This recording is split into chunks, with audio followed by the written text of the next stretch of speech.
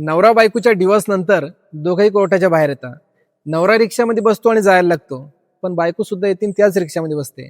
नवरा तिच्याकडे बघतो, त्यावेळेस बायको सांगते की आयुष्याचा 10 वर्षाचा प्रवास आपण दोघांनी सोबत केलाय. आता हा शेवटचा बस स्टॉप पर्यंतचा प्रवास आहे ना, मला तुमच्या सोबत करायचा आहे. असं म्हणत असताना रिक्षा स्टार्ट होते. नवरा बायकोकडे बघतो आणि म्हणतो की कोर्टाने जे काही पैसे सांगितले ना, 2-3 महिन्यामध्ये मी माझं घर विकून तुला ते पैसे देऊन टाकेल. बायको नवऱ्याला सांगते की आता मी जॉब करायला लागले, घर विकायची घाई करू नका.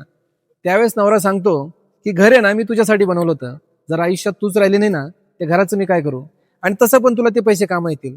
असं ज्यावेळेस नवरा म्हणतो ना, बायकोच्या डोळ्यात पाणी येतं. बायको म्हणते, जर तुम्ही माझ्यावर एवढं प्रेम करत होता, तर एवढ्या 2 वर्षामध्ये तुम्हाला माझी आठवण आली नाही का? असं म्हणल्यानंतर नवरा म्हणतो की सोड त्या गोष्टी, त्याचा आता काही अर्थ राहिला नाही. तू सांग, तुला माझी कधी आठवण आली का?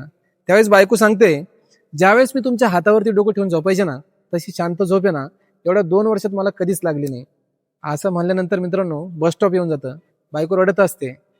नवरा बायकोचा हात पकडतो. त्यावेळेस बायकोला म्हणतो की सोड सगळ्या गोष्टी, चल आपण आपल्या घरी जाऊ. असं म्हणत असताना बायको म्हणते की त्या डिवोर्सचं पेपरचं काय करायचं, आता सगळं संपलंय. नवरा म्हणतो की ते पेपर आपण फाडून फेकून देऊ. दोघं जण एक दुसऱ्याला मिठी मारता आणि रडायला लागतात. पाठीमागून नातेवाईक येतात, सगळी परिस्थिती बघता आणि निघून जातात. तुम्हाला या गोष्टीतून फक्त एकच सांगायचंय, नातेवाईकावर आपलं नातं डिपेंड ठेवू नका. आपलं नातं आहे ना आपण जपा आणि आपले निर्णय सुद्धा आपणच घ्या.